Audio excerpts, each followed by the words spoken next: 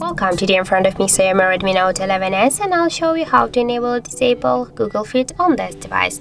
So first you should hold for a while I'll just swipe with your fingers at the same time to the center, and here on the right down corner, so click on the settings icon.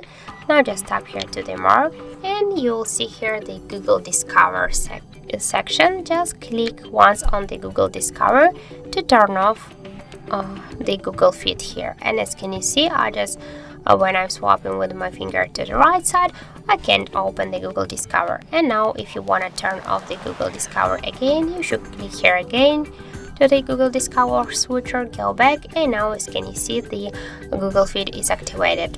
So that's it. That's how to enable or disable Google Fit on our XIAOMI Redmi Note 11s. So thank you for watching, and if you find this video helpful, don't forget to leave a like, comment, and to subscribe our channel.